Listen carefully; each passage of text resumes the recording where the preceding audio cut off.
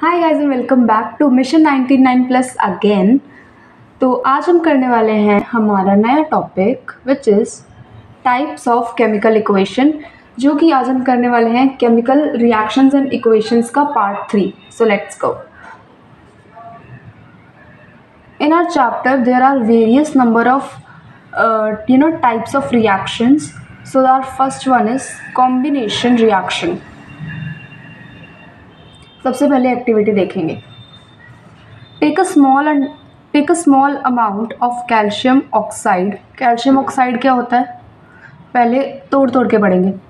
Calcium क्या होता है, Ca2+, उसकी वैलेंसी।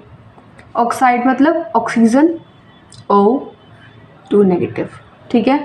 2+2- अल्टीमेटली 0, तो CaO। कैल्शियम ऑक्साइड हो गया। और the most important thing is calcium oxide को हम क्विक लाइम भी बोलते हैं। कैल्शियम ऑक्साइड को क्विक लाइम भी बोलते हैं, ये याद रखना है, इसको बिल्कुल भी नहीं भूलना है गाइस। ये हमारा 1 मार्कर में MCQ में भी आ सकता है, या फिर 2 मार्कर आ जाएगा कि क्विक लाइम को अगर हमने पानी के साथ रिएक्ट किया तो क्या होगा, ये सब कुछ आ सकता, तो हमें ये याद रखना है। Slowly add water to this. Touch the beaker. Do you feel any change in temperature? तो गाइस क्या होगा, जब हम कैल्शियम ऑक्साइड मतलब कि जब हम कैल्शियम ऑक्साइड यानी कि क्विक लाइम अपने बीकर में लेंगे तो क्या होगा, उसके अंदर जैसे ही पानी डालेंगे तो उसका टेम्परेचर राइज होने लग जाएगा। ये देखो, calcium oxide vigorously with water reacts vigorously with water to produce slaked lime calcium hydroxide releasing a large amount of energy। ठीक है, ये बहुत ज़्यादा एनर्जी रिलीज करता है, ये वाला रिएक्शन हमारा। तो अभी इसको बताऊंगी ये ऐसे कौन से रिएक्शंस होते हैं जिनको एक्सोथर्मिक कहते हैं।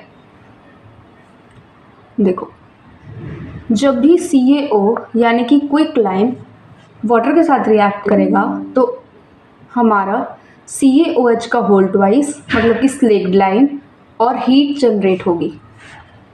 और अब एक और इम्पॉर्टेंट थिंग, ये देखो, ये भी याद रहना चाहिए, दिस एंड दिस, इन दोनों को याद होना चाहिए, कंफ्यूजन नहीं होनी चाहिए। इसको थोड़ा देख लो, रट लो, क्योंकि ये बहुत ज़्यादा इम्पॉर्टेंट है, ये आता है। ओके, आई विल नॉट से कि हर बार आता है, बट किसी ना किसी सेट में एक सवाल इसका तो मिलेगा ही मिलेगा तुम लोगों को। ये बहुत इंपॉर्टेंट है क्योंकि बच्चे इसमें बहुत ज़्यादा कंफ्यूज होते हैं, तो बोर्ड्स वाले मज़े लेते हैं उनका और ये दे देते हैं।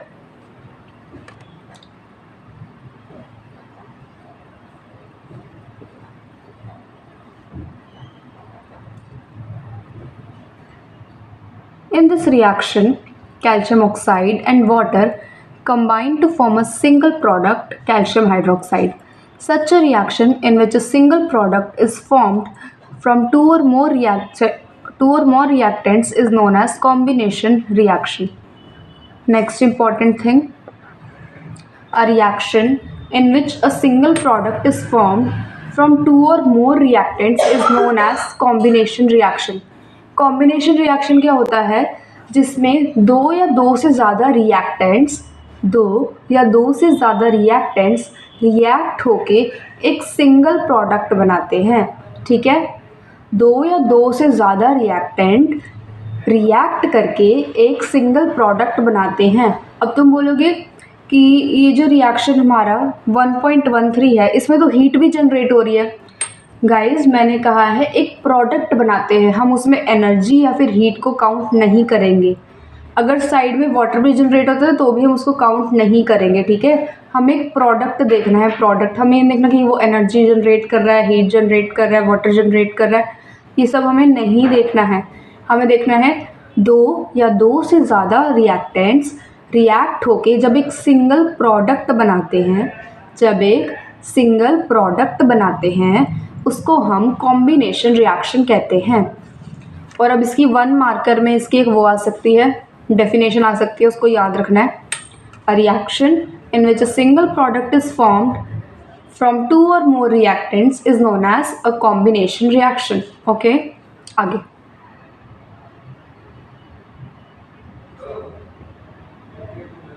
इसकी केस स्टडी आ सकती है।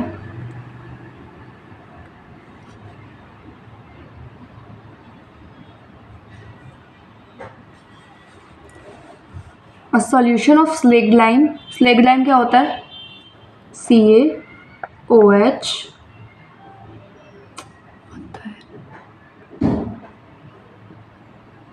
का होल ट्वाइस। इसकी वैलेंसी बताऊं?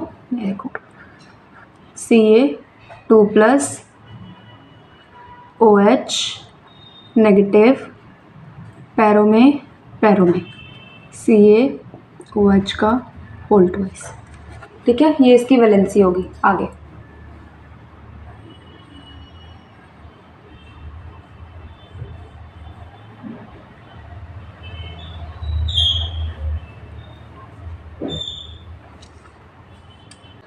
जो हमारा स्लेग्ड लाइम होता है CaOH का whole twice, that is used for white washing.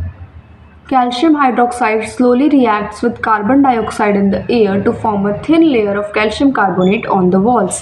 Calcium carbonate is formed after 2 to 3 days of whitewashing and gives a shiny finish to the walls. It is interesting to note that chemical formula for marble is also CaCO3. अब इसमें भी 1 marker आ सकता है। Chemical formula of marble पूछ लेंगे, फिर तुम बोलोगे ये तो पढ़ाया ही नहीं, लिखा हुआ है गाइस एनसीईआरटी में। एनसीईआरटी से बाहर कुछ नहीं आएगा, ठीक है। तो ये इम्पॉर्टेंट है, केमिकल फार्मूला ऑफ CaCO3 पूछ सकता है, केमिकल फार्मूला ऑफ मार्बल आएगा, फिर लिखना होगा CaCO3।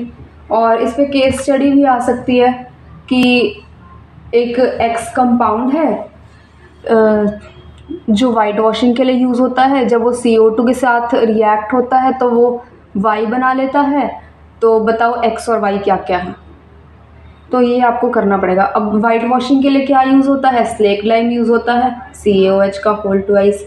और फिर ये पूछ सकते हैं कि एक्स का अदर नेम बताओ, लीविंग द उसका IUPAC नेम, उसका अदर नेम बताओ। तो फिर क्या करोगे? तो फिर स्लेग्ड लाइम लिखना होगा। आप लोगों से ऐसा पूछा जा सकता है कि जो हमारा एक है ना एक्स कंपाउंड है, जिसको जब हम पानी के साथ वाटर के साथ रिएक्ट करते हैं तो Y बनता है, और जो Y है वो हमारा वाइट वॉशिंग में यूज़ होता है। और जब हम Y को CO2 के साथ रिएक्ट करते हैं तो Z बनता है। और chemical formula of marble is equals to the chemical formula of Z। बताओ अब क्या है XYZ। ये एक क्वेश्चन, अच्छा क्वेश्चन बन के आ सकता है, तो ये इम्पॉर्टेंट है, आपको इसको याद रखना है, ठीक है। आगे बढ़ते हैं। कॉम्बिनेशन रिएक्शंस के एग्जांपल्स और है ये देखो, दो या दो से ज़्यादा रिएक्टेंट मिलकर जब एक सिंगल प्रोडक्ट बना रहे होते हैं तो उसको हम कहते हैं कॉम्बिनेशन रिएक्शन। सेम, दो रिएक्टेंट मिलके एक सिंगल प्रोडक्ट बना रहे हैं,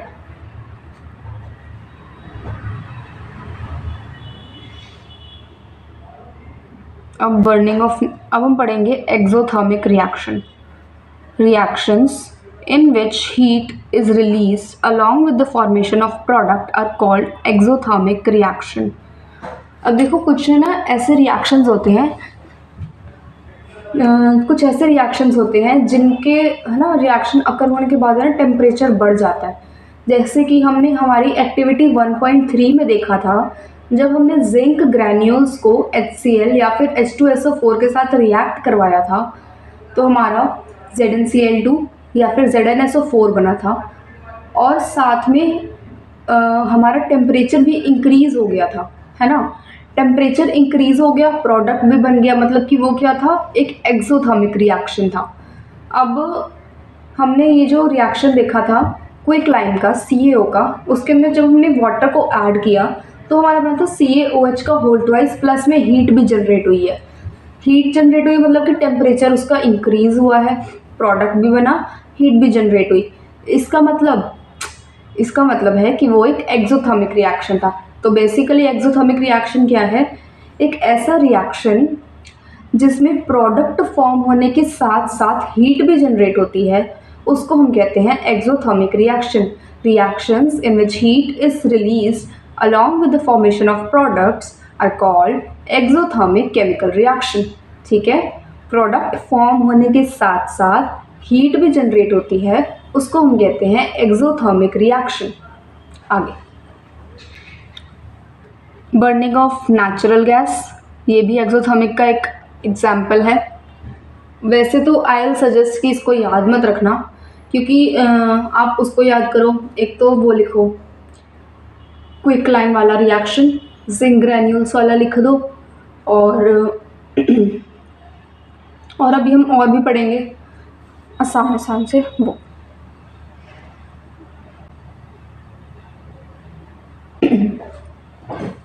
अ वेरी इम्पॉर्टेंट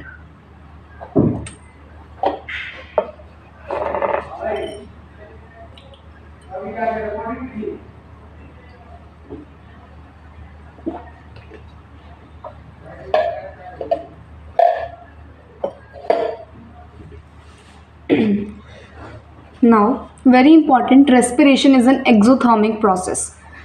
ये डायरेक्ट क्वेश्चन उठ के आता है, यूटी में भी आएगा, बोर्ड्स में भी आएगा, किसी ना किसी सेट में तो ज़रूर आएगा, और आपके हाफ ईयरलीज में भी आ सकता है. उसकी भी प्रोबेबिलिटी है कि वो आए, क्योंकि this question is actually a nice question. ये हमारी डेली लाइफ में भी हमें पता चल रहा है कि जो हमारा रेस्पिरेशन है वो एक्सोथर्मिक रिएक्शन क्यों है. अब समझो, हम लोगों को एनर्जी चाहिए, राइट, जिंदा रहने के लिए. सॉरी, हम लोगों को एनर्जी चाहिए ज़िंदा रहने के लिए, और हमें एनर्जी कहाँ से मिल रही है? हमारे खाने से. तो जो हमारा डाइजेशन होता है ना, उसमें जो हमारा खाना होता है वो बहुत सारे सिंपलर सब्सटेंसेस में ब्रेक डाउन होता है. During digestion food is broken down into simpler substances. Digestion के वक्त हमारा जो खाना होता है ना, वो बहुत ही सिंपलर सब्सटेंसेस में ब्रेक डाउन होता है. फॉर एग्जांपल, अगर हम राइस देखते हैं, पोटैटोज़ देखते हैं, ब्रेड देखते हैं, उनके अंदर कार्बोहाइड्रेट्स होते हैं, है ना. मोस्टली जो हमारा खाना होता है ना, उसके अंदर सबसे ज़्यादा कार्ब्स होते हैं, कार्बोहाइड्रेट्स होते हैं. और ये जो कार्बोहाइड्रेट्स होते हैं ना, वो ब्रेक डाउन हो जाते हैं ग्लूकोज के अंदर. Carbohydrate break down into glucose. और ये जो ग्लूकोज होता है ना, वो ऑक्सीजन के साथ रिएक्ट करके हमारी बॉडी की सेल्स में हमें एनर्जी देता है. ग्लूकोज ऑक्सीजन के साथ रिएक्ट करके हमें एनर्जी प्रोवाइड करता है, और ये प्रोसेस कहाँ पे चल रहा होता है? हमारी बॉडी की सेल्स में. ठीक है, एंड दैट्स इट. हमें यही लिखना है.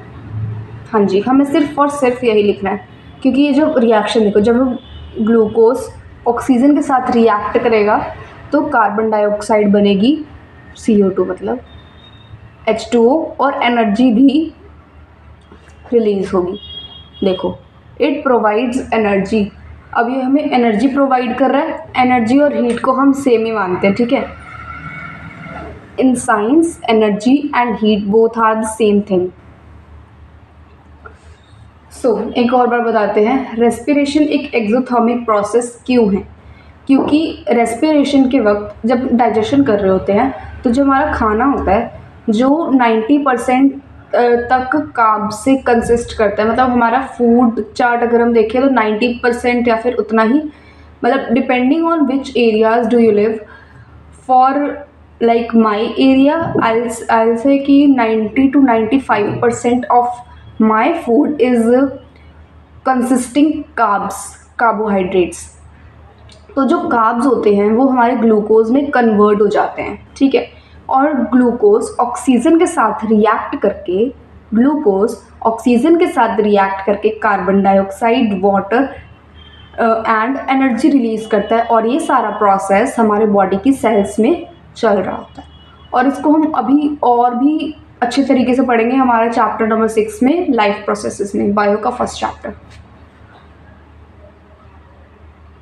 और एक ये लिख देना, अगर आए ना एक्सोथर्मिक रिएक्शंस के एग्जाम्पल्स लिखो, तो रटा रट रहेगा, इस कुछ नहीं लिखना है तुम्हें. बिल्कुल ऐसे देखो, जो तुम्हारे बोर्ड्स के टीचर होते हैं ना, वो रटा रटाया नहीं देखते. वो देखते हैं कहाँ एक बच्चे ने अलग सा अच्छा सा आंसर लिख रखा है. तो अगर तुम जिंक ग्रैन्यूल्स वाला लिख दोगे, एक्टिविटी 1.3 वाला, और क्विक लाइन का लिख दोगे, वो भी अच्छा होगा. और रेस्पिरेशन लिख देना, क्योंकि इसमें तो कुछ लिखना नहीं पड़ेगा, या फिर बस ये रिएक्शन लिख देना। एंड ट्रस्ट मी, ये वाला रिएक्शन तुम्हें पता है अभी याद करने की ज़रूरत नहीं है, because when you will jump to your chapter number 6 life processes, तो तुम्हें ये याद खुद ही हो जाएगा। देन तुम ये लिख देना, ठीक है। तुम्हारे 3 पॉइंट तो हो ही गए ना, 4 पॉइंट हो गए। इससे ज़्यादा तो इससे बड़ा क्वेश्चन आने नहीं वाला। वैसे तो 2 या 3 नंबर का आएगा, इससे ऊपर नहीं आएगा। Next,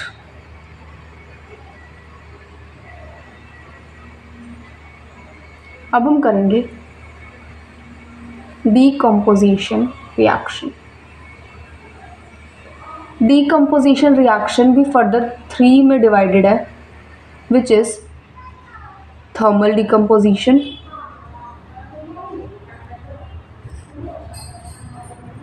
electrolytic decomposition, wait, and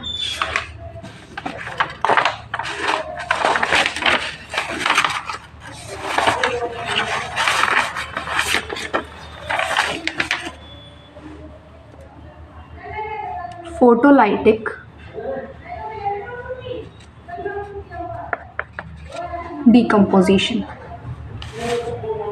हमारा डीकम्पोजिशन होता है वो 3 पार्ट्स में फर्दर डिवाइडेड होता है, which is thermal decomposition, electrolytic decomposition and photolytic decomposition. अब ये क्या होते हैं अच्छे समझते हैं। हमने लेना है ferrous sulphate, Fe 2 positive, SO4 2 negative, plus minus 0 FeSO4। अब देखो, जो हमारा आयरन होता है ना Fe, उसकी 2 वैलेंसी होती है, +2 और +3। तो अगर इधर होता फेरिक सल्फेट तो हम इधर लेते हैं उसकी +3 वाली वैलेंसी, लेकिन अब उधर क्या था, फेरस है। देखो फेरस मतलब कि 2+,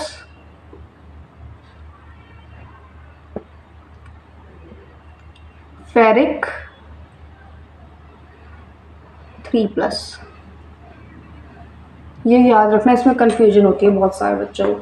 तो हमें लेना है फेरस सल्फेट हमारी टेस्ट ट्यूब के अंदर, और फिर हमें उसका कलर देखना है क्या है। उसका कलर होता है ग्रीन। इसका कलर याद रखो, केस स्टडी आगे फिर कैसे करेंगे, वेट इरेज करना पड़ेगा।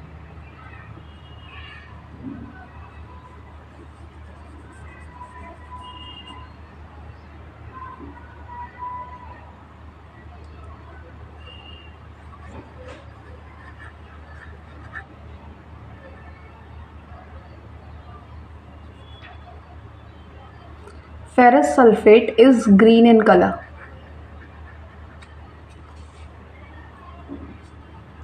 Heat the boiling tube over the flame. इसको हमें हीट करना है। Observe the color of the crystals after heating. इसका अब हमें कलर देख, अब हमें जब हम इसको हीट कर देंगे तो इसका कलर क्या होगा,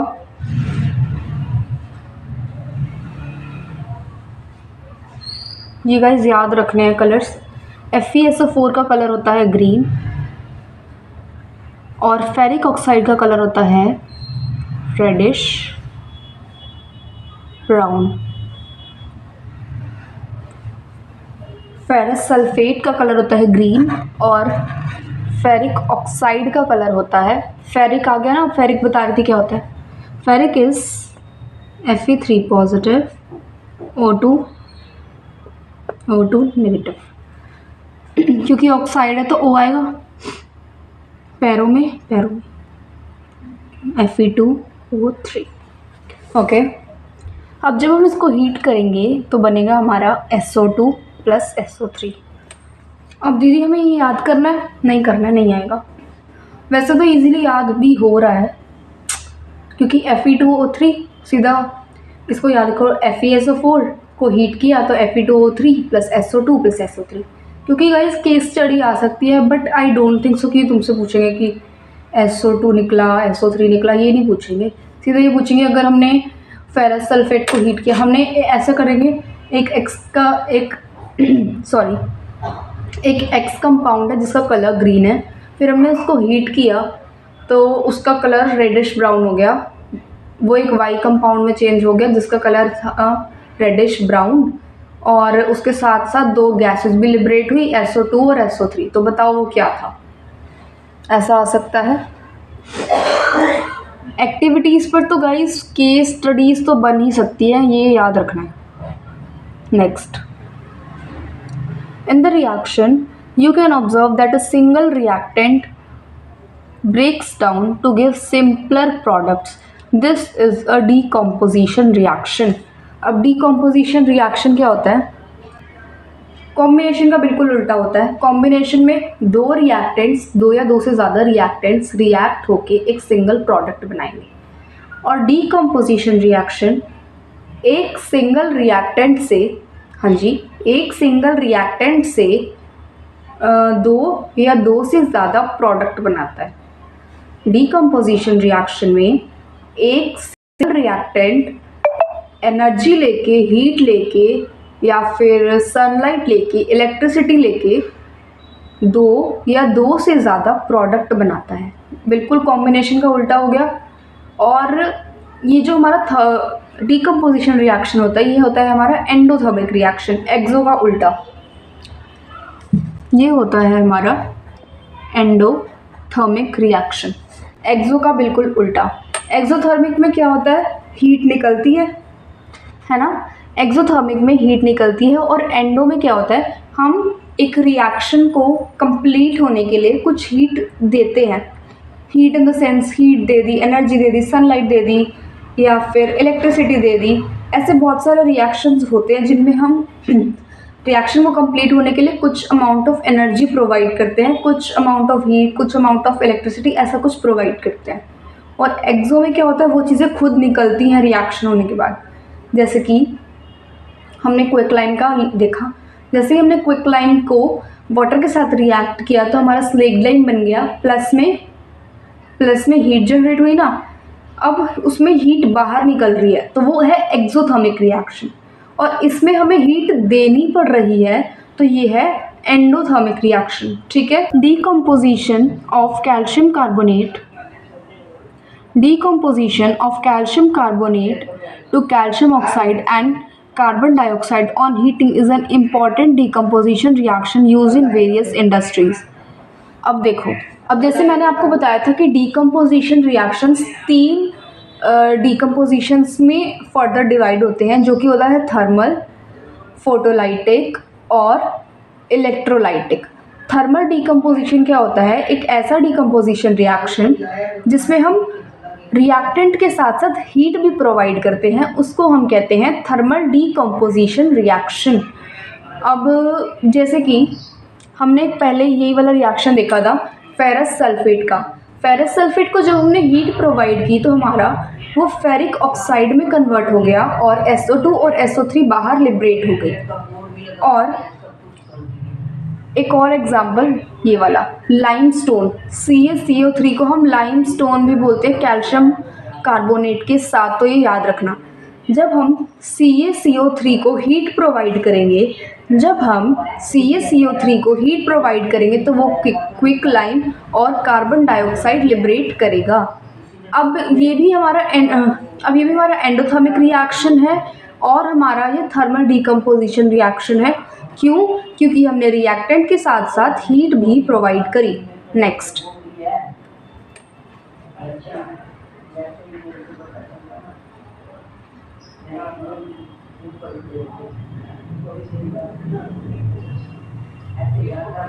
take lead nitrate. Lead nitrate क्या होता है?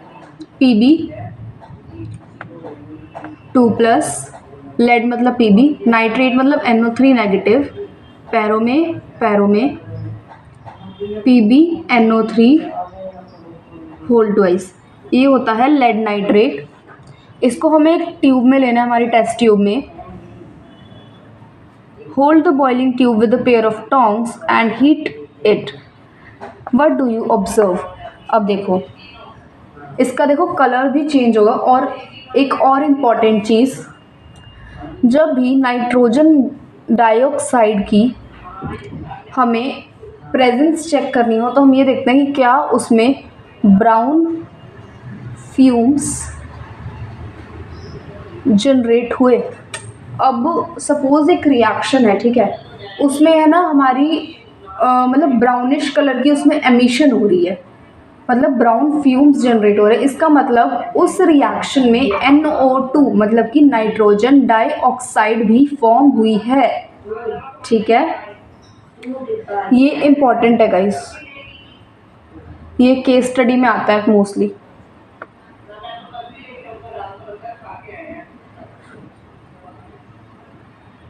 अब देखो, हमें लेड नाइट्रेट लेना है। लेड नाइट्रेट का कलर क्या होता है? वाइट। लेड नाइट्रेट लेना है, उसको हमें हीट करना है। ये भी थर्मल डिकम्पोजिशन का वो है एग्जाम्पल। फिर ये लेड ऑक्साइड में कन्वर्ट हो जाएगा, जो होगा ब्राउन कलर में। हमें लेड नाइट्रेट लेना है। लेड नाइट्रेट PbNO3 का वोल्ट वाइज, उसको जब हम हीट करेंगे, तो हमारा वो हो जाएगा लेड ऑक्साइड में कन्वर्ट, जो कि होता है ब्राउन कलर का प्लस NO2 प्लस O2। और NO2 की हम प्रेजेंस कैसे चेक करेंगे? ब्राउन फ्यूम्स की प्रेजेंस अगर है तो NO2 की प्रेजेंस भी चेक हो जाएगी, ठीक है। अगर ब्राउन फ्यूम्स है तो NO2 है, अगर ब्राउन फ्यूम्स नहीं है तो NO2 की प्रेजेंस नहीं है। अब दोबारा से वाला रिएक्शन समझाऊं। देखो, हमने 2 ग्राम्स ऑफ PbNO3 लिया हमारी टेस्ट ट्यूब में। उसके बाद हमने उसको हीट किया। जैसे ही हीट किया तो वो जो हमारा वाइट कलर का लेड नाइट्रेट था वो ब्राउन कलर के लेड ऑक्साइड में कन्वर्ट हो गया, प्लस में NO2 गैस जनरेट हो गई जो ब्राउन फ्यूम्स जनरेट करती है, प्लस ऑक्सीजन का भी एमिशन हुआ। आगे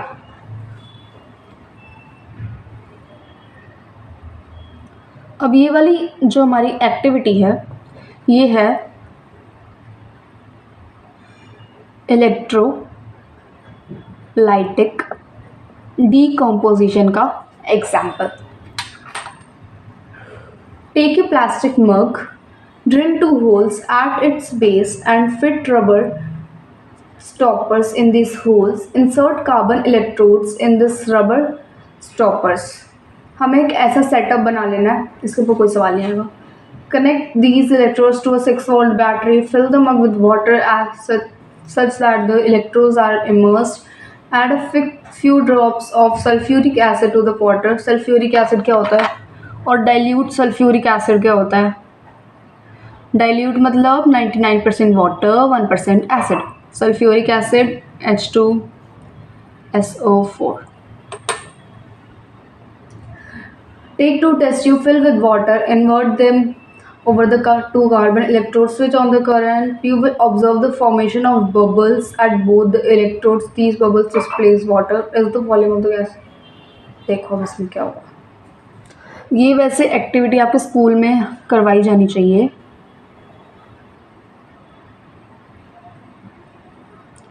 इसमें एक सिंपल सीधा सा एक रिएक्शन हो रहा है, इलेक्ट्रोलिसिस करेंगे इसमें हम पानी की। ये मैं पहले से ही लेकर आई हूँ कि क्या होना है। H2O को हमें, जैसे इसके अंदर अब पानी की इलेक्ट्रोलिसिस हुई है, तो इसमें जब हम इलेक्ट्रिसिटी प्रोवाइड करेंगे तो इसमें H2 प्लस O2 बन जाएगा। इसमें हाइड्रोजन गैस और ऑक्सीजन गैस की प्रेजेंस मिलेगी। और अब हमें पता कैसे लगा कि हाइड्रोजन गैस है? क्योंकि इसमें फॉर्मेशन ऑफ बबल्स हुए हैं। अब ये भी इम्पॉर्टेंट बात है, अगर हमें बोला जाए कि बताओ कि इधर हाइड्रोजन गैस कैसे है, तो हम बोलेंगे क्योंकि इधर फॉर्मेशन ऑफ बबल्स हुए तभी इधर हाइड्रोजन गैस है। NO2 की प्रेजेंस ब्राउन फ्यूम्स और हाइड्रोजन की प्रेजेंस बबल्स के फॉर्मेशन। जब हम H2O को इलेक्ट्रोलाइज करेंगे, जब हम इलेक्ट्रिसिटी प्रोवाइड करेंगे पानी के अंदर, तो हाइड्रोजन गैस और ऑक्सीजन गैस दोनों लिबरेट आउट होंगी। इसको बैलेंस कर लें, इधर 2 है, इधर 1 है, इधर 2 कर देते हैं। समझाऊंगी नहीं मैं, ये मैं पूरी वीडियो बना चुकी हूँ इसके ऊपर। आगे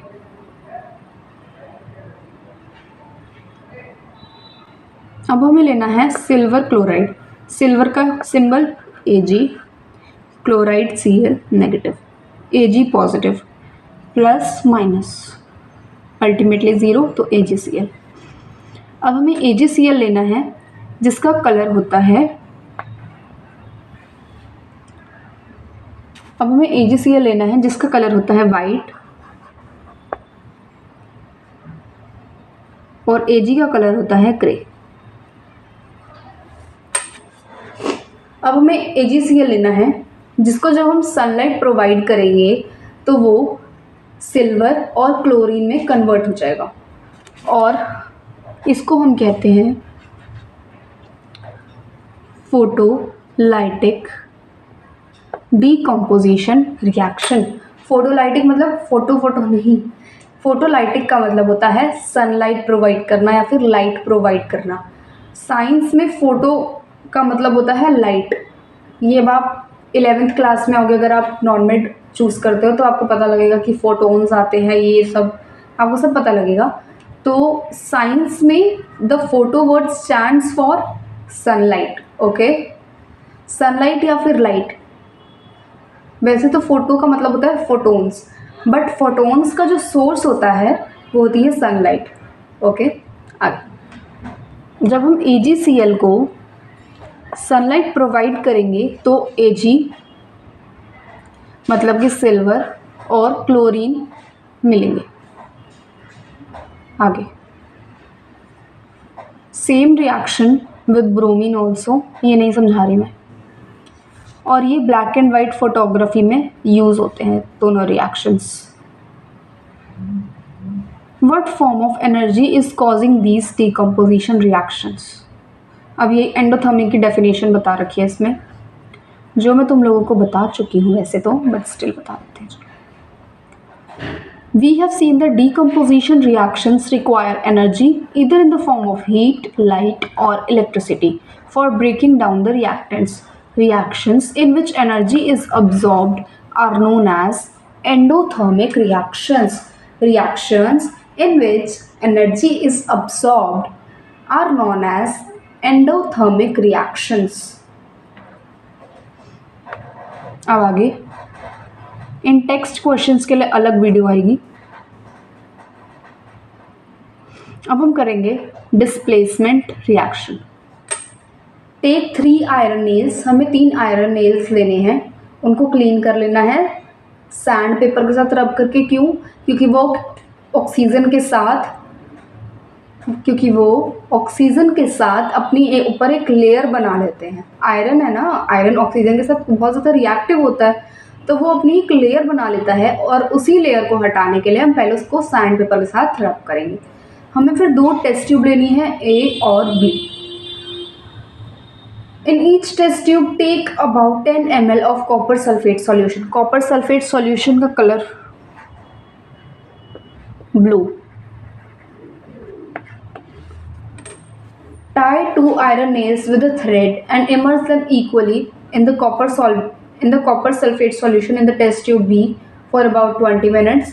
Keep one nail aside for the comparison. After 20 minutes, take out the iron nails from the copper sulfate solution.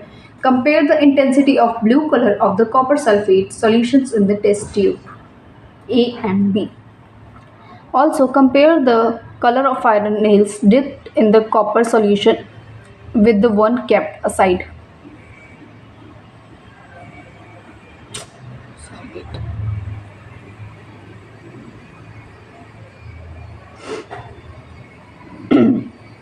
अब देखो क्या होगा। ये हमारी है कॉपर सल्फेट का सॉल्यूशन जो कि होता है ब्लू कलर का, और जब हमने इसके अंदर हमारा आयरन नेल रखा, और उसको 20 मिनट्स के लिए लेफ्ट छोड़ दिया बिल्कुल, ठीक है, तो जो इसका कलर होगा वो फेड हो जाएगा, सॉल्यूशन का कलर फेड हो जाएगा, ठीक है, और जो आयरन नेल होगा वो ब्राउनिश कलर का हो जाएगा। ये है इस एक्टिविटी का कंक्लूजन। अब इसका reaction, Fe plus CuSO4 will give FeSO4 plus Cu।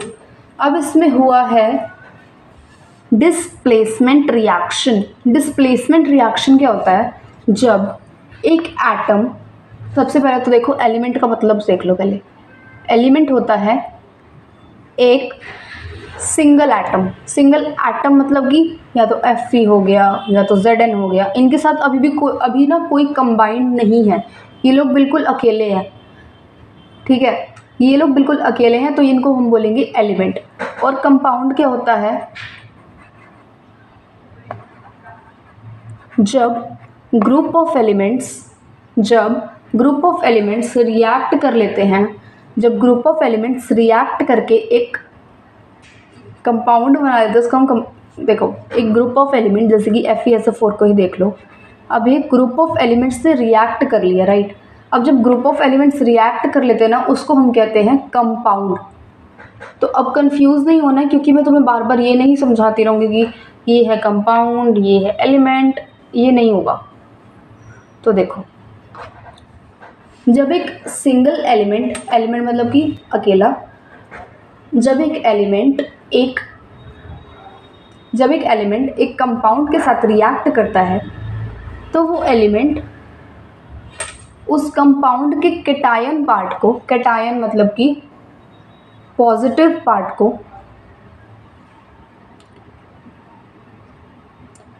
क्योंकि देखो वेट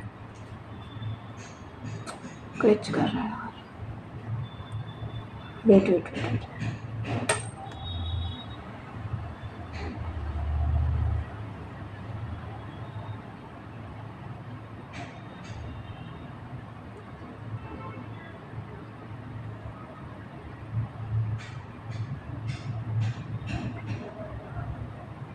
अब जैसे CuSO4 है तो उसमें Cu2 positive and SO4 2 negative. जिसके ऊपर पॉजिटिव होता है ना, उसको हम कहते हैं कैटायन पार्ट। उसको क्या कहते हैं? Cation part. या फिर ऐसा भी बोल सकते हैं, जो पहले वाला होता है, जैसा भी कंपाउंड है CuSO4, तो जो Cu होगा ना, CuSO4 में Cu आगे आ रहा है ना, तो ये सिंगल एलिमेंट Cu को डिस्प्लेस कर देगा और उसकी जगह आ जाएगा और Cu को बाहर निकाल देगा। ठीक है, चलो पहले इसको इरेज करते हैं।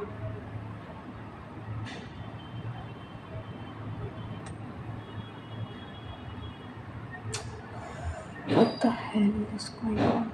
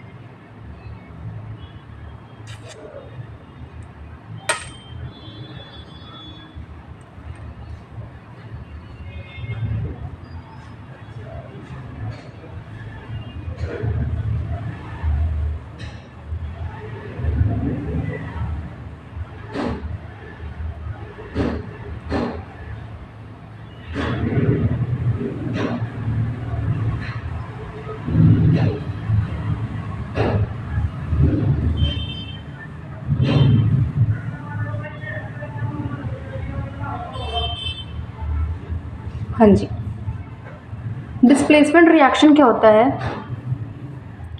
when an element displaces or removes another element from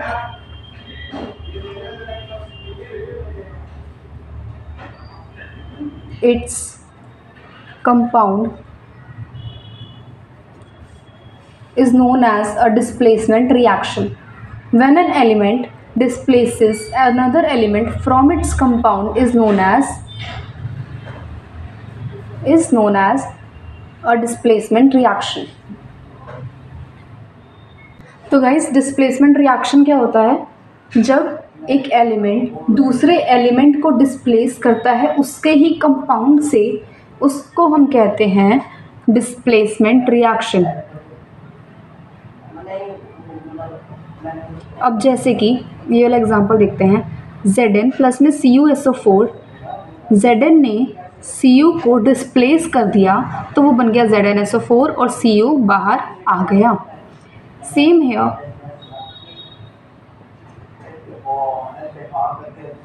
Pb plus में CuCl2, CuCl2 को बताऊँ, Cu2 पॉजिटिव Cl नेगेटिव, पैरों में तो बन गया CuCl2।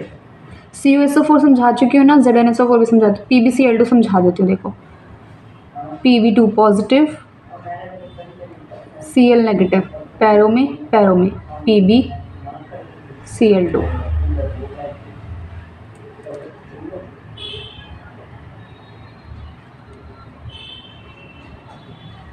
अब एक और चीज़ गाइस, जो चीज़ समझाना एक्चुअली बहुत इम्पॉर्टेंट है, इस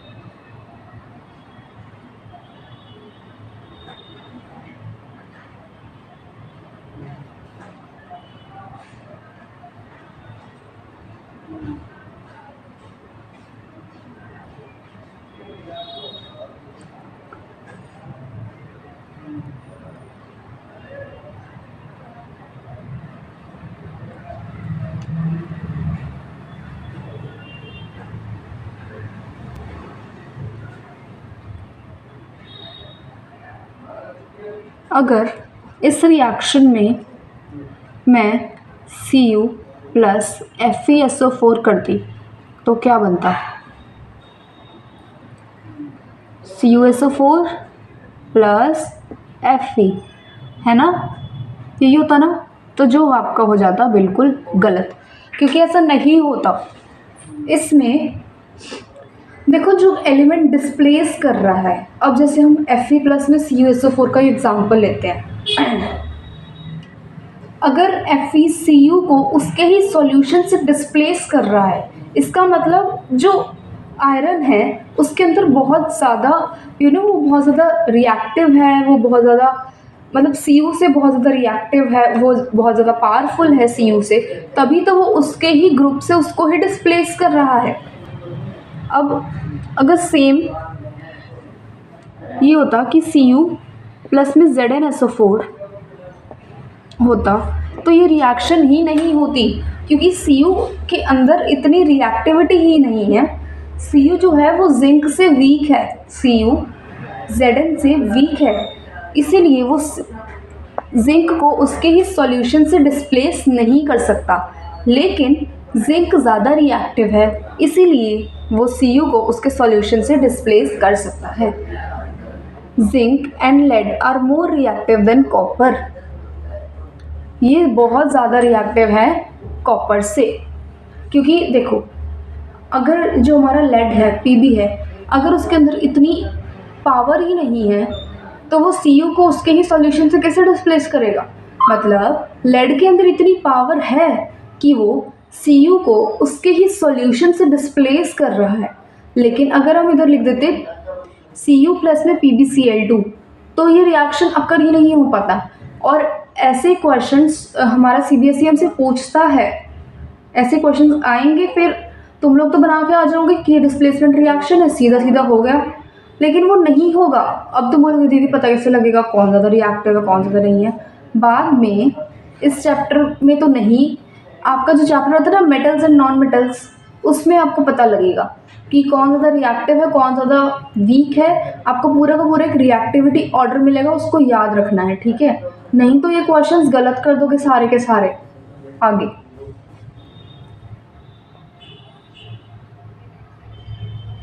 डबल डिस्प्लेसमेंट रिएक्शन,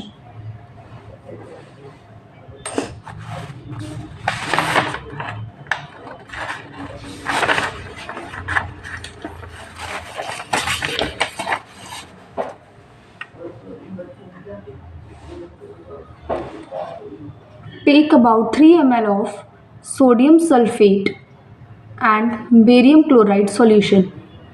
अब सोडियम सल्फेट को जब हम बेरियम क्लोराइड के साथ रिएक्ट करेंगे तो एक डबल डिस्प्लेसमेंट रिएक्शन अकर होगा. डबल डिस्प्लेसमेंट रिएक्शन क्या होता है? जिसमें पहले पहले वाले एक्सचेंज हो जाते हैं. पहले वाले एटम्स एक्सचेंज हो जाते हैं, मतलब कि Na2SO4 और BaCl2 में क्या होगा?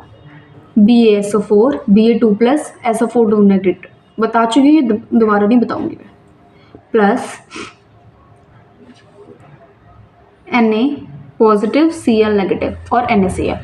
ये देखो दोनों एक्सचेंज हो गए ना. बस वैलेंसी गाइस याद रखनी है, वैलेंसी नहीं बोलनी है, नहीं तो गलत हो जाएगा. पहले वाले एटम्स एक्सचेंज हो जाएंगे. पहले वाले एटम्स एक्सचेंज हो जाएंगे. आगे अब प्रेसिपिटेशन रिएक्शन क्या होता है?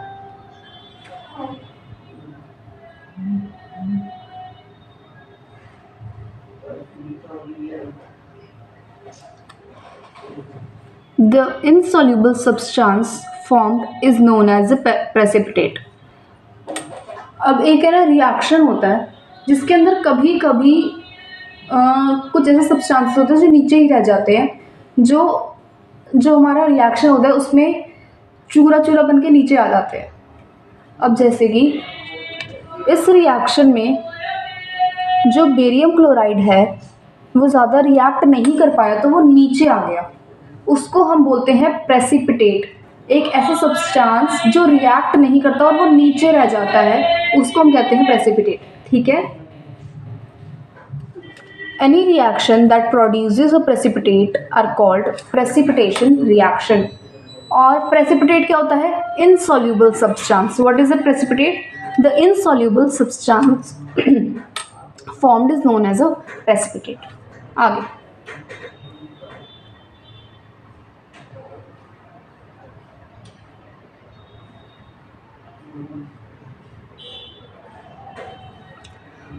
reactions in which there is an exchange of ions between the reactants are called double displacement reaction.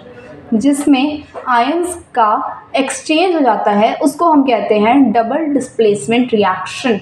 आगे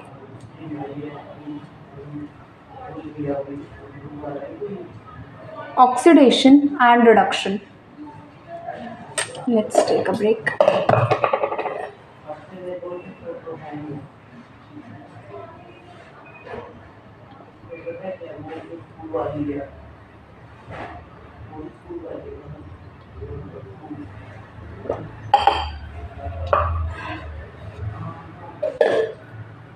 हाँ जी,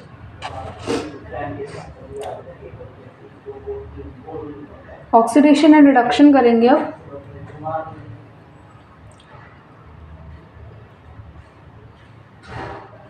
हम अगर कॉपर को, इससे पहले तो ऑक्सीडेशन होता क्या ये लिखते हैं. एडिशन ऑफ ऑक्सीजन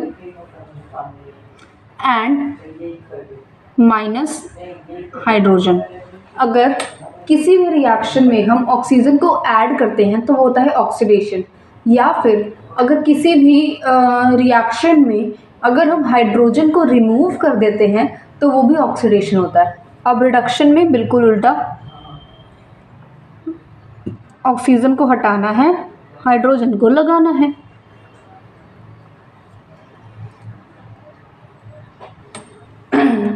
तो वे ना बस ऑक्सीडेशन याद रखना है, रिडक्शन याद नहीं रखना.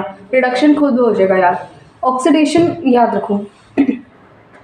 ऑक्सीडेशन मतलब ऑक्सीजन की एडिशन, और ऑक्सीजन ऐड हो रहा है तो हमें हाइड्रोजन को निकालना पड़ेगा, इसलिए ऑक्सीडेशन याद करो. ऑक्सीडेशन जैसा नाम बता रहा है कि उसमें ऑक्सीजन ऐड करनी है, और ऑक्सीजन ऐड कर रहे हैं तो हाइड्रोजन रिमूव करना है. फिर रिडक्शन उसका बिल्कुल अपोजिट. ऑक्सीडेशन में ऑक्सीजन को ऐड करते हैं, रिडक्शन में ऑक्सीजन को रिमूव कर देंगे और हाइड्रोजन को ऐड कर देंगे.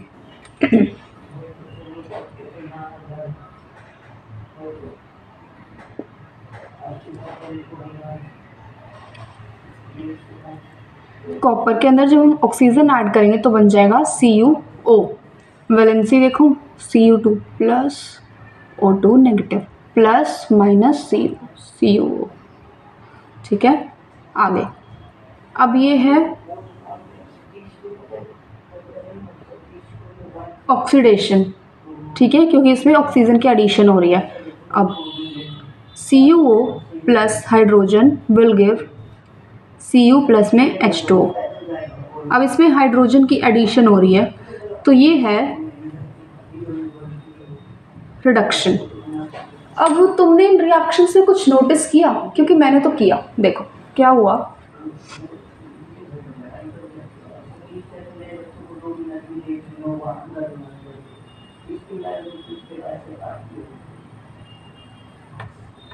एक रिएक्टेंट लिया, ठीक है, उसके अंदर हमने ऑक्सीजन ऐड करी तो बन गया प्रोडक्ट। अब ये जो रिएक्टेंट है उसमें हमने ऑक्सीजन ऐड करी तो प्रोडक्ट बन गया।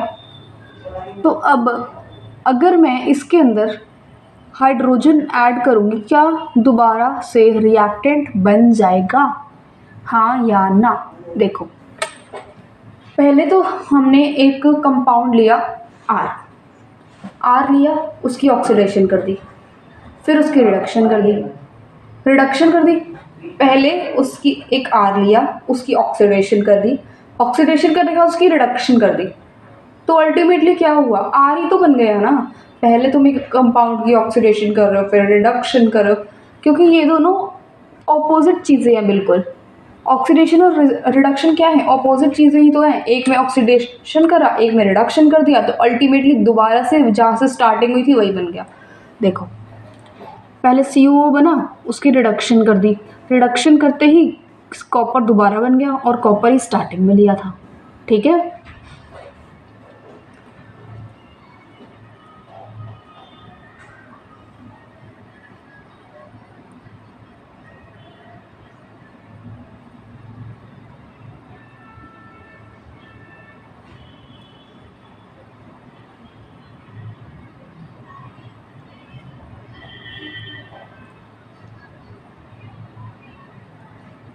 If a substance gains oxygen during a reaction, it is said to be oxidized. If a substance loses oxygen, it is said to be reduced. अब इसको हम हाइड्रोजन की टर्म्स में देखें तो if a substance gains hydrogen, that reaction is called, that substance is reduced. And if a substance reduces hydrogen, loses hydrogen during the reaction, then that substance is said to be oxidized, ठीक है।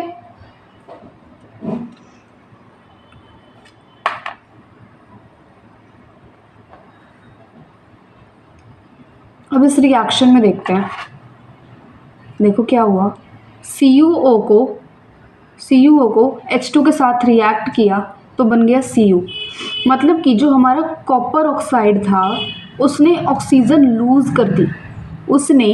Loose कर दी, देखो पहले वो CuO था, उसके बाद उसने CuO कॉपर में कन्वर्ट हो गया, मतलब उसके पास ऑक्सीजन नहीं रही अब, तो उसका हो गया रिडक्शन क्या होता है, -O2 प्लस H2। अब तुम बोलोगे तो प्लस H2 तो हो ही नहीं रहा, कोई बात नहीं, एक तो हमारा जो सर्कमस्टांस है वो तो फॉलो हो रहा है ना, एक सर्कमस्टांस तो फॉलो हो रहा है। अब H2 को देखते हैं, H2 after the reaction H2O में कन्वर्ट हो गया, मतलब इसने ऑक्सीजन को गेन कर लिया, तो इसका हो गया ऑक्सीडेशन, और ऑक्सीडेशन में +O2 - H2,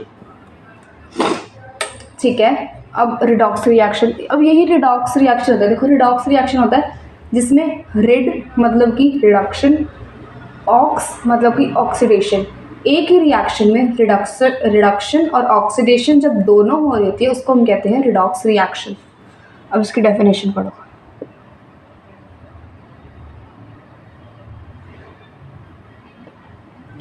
One reactant gets oxidized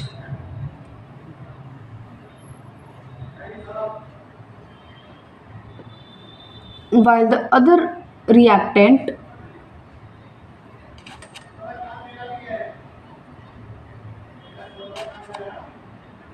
gets reduced during a reaction, such reactions are called redox reactions.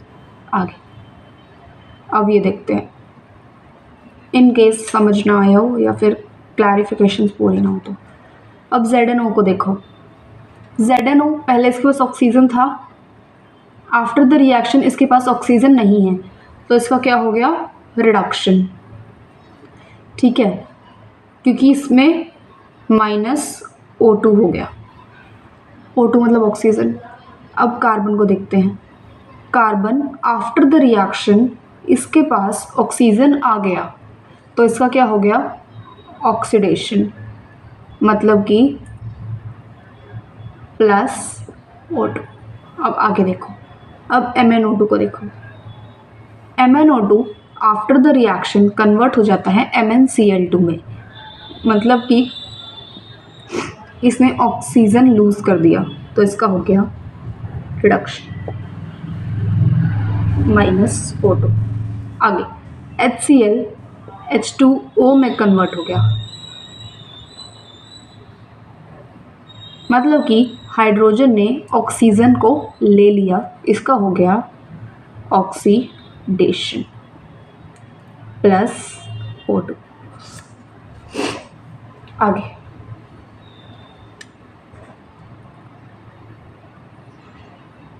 so guys, now we are gonna start corrosion, जिसका सिर्फ 1 नंबर की डेफिनेशन ही आती है और तो आज तक कुछ भी नहीं आया। 1 नंबर की डेफिनेशन भी बहुत इम्पॉर्टेंट है, तो ये तो सारा का सारा तुम्हें दे रखा है इंट्रोडक्शन, इससे कुछ नहीं पूछा जाएगा।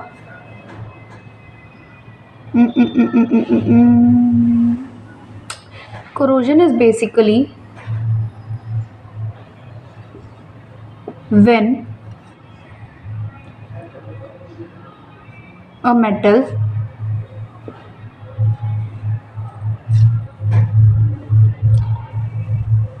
when a metal is attacked by a substance around it such as moisture, acids, etc., it is said to be corrode and this process is known as corrosion। तुम सबको पता है, देखो corrosion क्या है, तुम लोग 10th क्लास में हो गए हो। corrosion is basically the rusting of iron। Rusting of iron क्या होता है, जब हम एक अपना जो सब्सटेंस होता है मेटल का, वो मॉइस्चर के साथ, हमारी एयर के साथ या फिर वाटर के साथ रिएक्ट करके खुद के ऊपर एक लेयर फॉर्म कर लेता है, उसको हम कहते हैं कोरोजन। ठीक है, अब जैसे हम आयरन को ही देख लेते हैं, जो हमारे घर में आयरन के सब्सटेंसेस होते हैं, लाइक हमारा मेन डोर वगैरह जो होते हैं हमारे, उनके ऊपर ना एक लेयर बन जाती है, आप लोगों ने नोटिस करा होगा, उसके ऊपर एक लेयर बन जाती है, तो उसी को हम कोरोजन कहते हैं बेसिकली। और for iron it is known as rusting. अब last topic which is rancidity.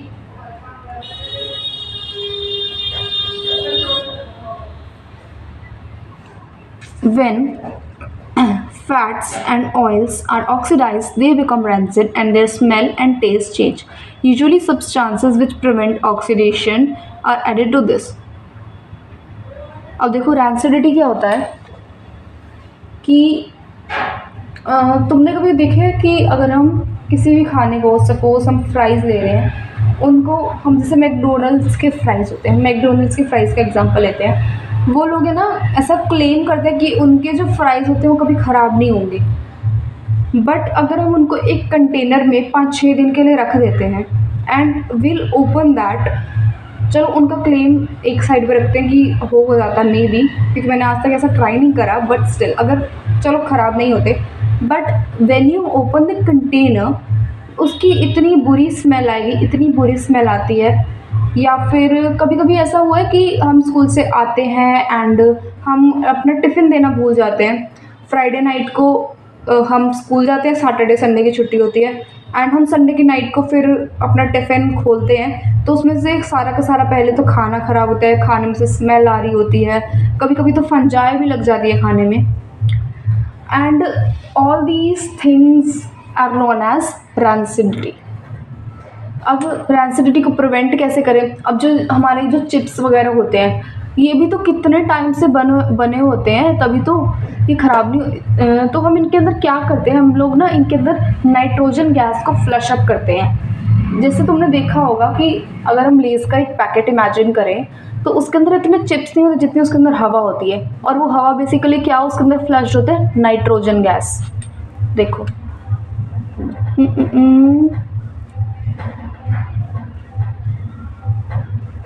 ये देखो नाइट्रोजन गैस उसके अंदर हम फ्लश करते हैं सो दैट वो जो खाना है वो ऑक्सीडाइज ना हो।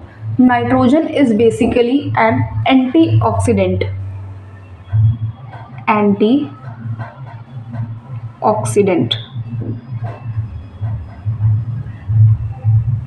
नाइट्रोजन क्या है, एंटीऑक्सीडेंट है।